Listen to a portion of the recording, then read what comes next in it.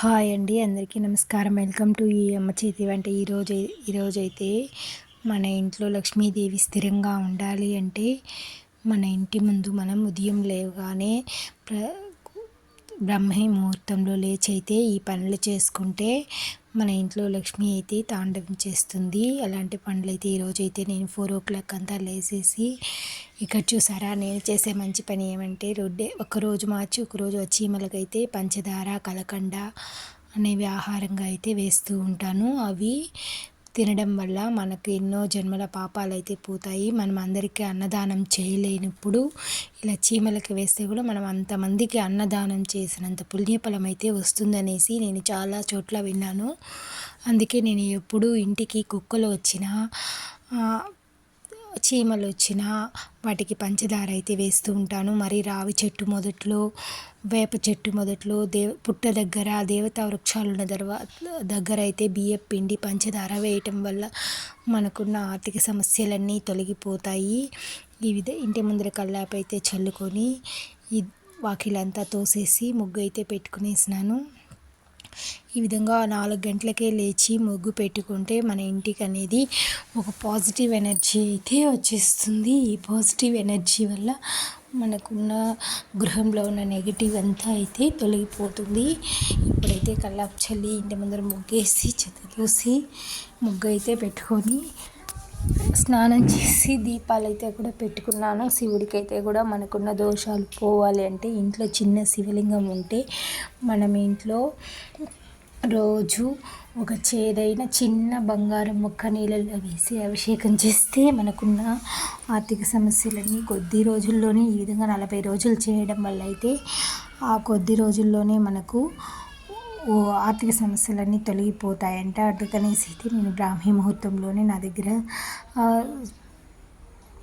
శివలింగం అయితే ఉంది. ఆ శివలింగానికి బంగారు జలాలతో అయితే స్వర్ణ జలాలతో అభిషేకం అయితే చేసుకుని ముగ్గు అయితే పెట్టుకునేసాను. ముగ్గు అయితే పెట్టుకొని స్నానం చేసి దీపాన్ని అయితే వెలిగించుకోవాలి. ఇంకా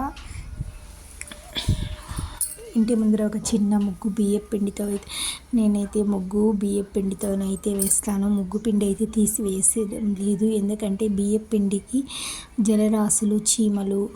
జలరాశులు అనేవి చీమలు చిన్న చిన్న క్రిమికీటకాదులన్నీ ఈ ముగ్గు పిండి తినటం వల్ల మనం వాటికి ఆహారాన్ని అందించిన వాళ్ళం అవుతాం. కాబట్టి ఈ చిన్న చిన్న మహాలక్ష్మి అనుగ్రహం కోసం ఈ చిన్న చిన్న స్టెప్స్ ఫాలో అవుతూ ఫ్యామిలీని రన్ చేసినామంటే మనకు ఈ రూపాయికి లోటు లేకుండా, ఆర్థిక ఇబ్బందులు కలగకుండా మనమైతే ఫ్యామిలీని రన్ చేసుకుంటూ రావచ్చు. తప్పకుండా మీరు ట్రై చేయండి. ఈ వీడియో నచ్చిందంటే ఒక లైక్ చేసి సబ్స్క్రైబ్ చేసుకోండి. సబ్స్క్రైబ్ చేసుకోవడం మాత్రం మర్చిపోవద్దండి. ఈ వీడియో ఎలా ఉందనేసి తప్పకుండా అయితే కామెంట్ చేయండి. ముగ్గు అయితే పెట్టుకొని పూజ గదిలో స్నానం చేసి వచ్చాక శుక్రవారం కదండి రాత్రి, అందుకనేసి ఇంటి ముందు తామర పువ్వు ముగ్గు, అష్టదళ ముగ్గు అయితే వేసుకునేసినాను. ఇప్పుడు స్నానం చేసి వచ్చి దీపాన్ని అయితే వెలిగించుకున్నాను.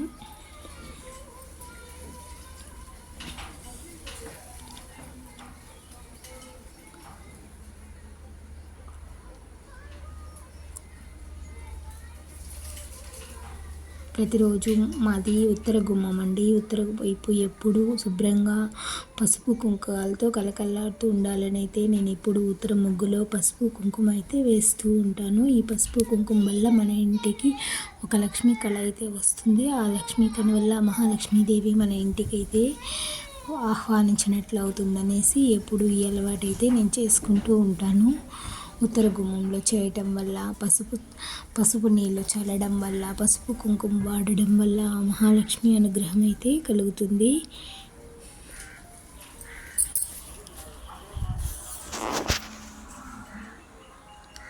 ఈ ముగ్గు మీకు నచ్చిందా అండి? నచ్చితే ఒక లైక్ చేయండి, సబ్స్క్రైబ్ చేసుకోండి. తులసమ్మ దగ్గర కూడా నిన్న శుక్రవారం కాబట్టి అష్టదళ ముగ్గురు అయితే వేసుకునేసాను. చందమామ అయితే ఈరోజు బాగా కనిపిస్తున్నాడు, పౌర్ణమి ముందు కదా, కాబట్టి నేను శుక్రవారం రోజు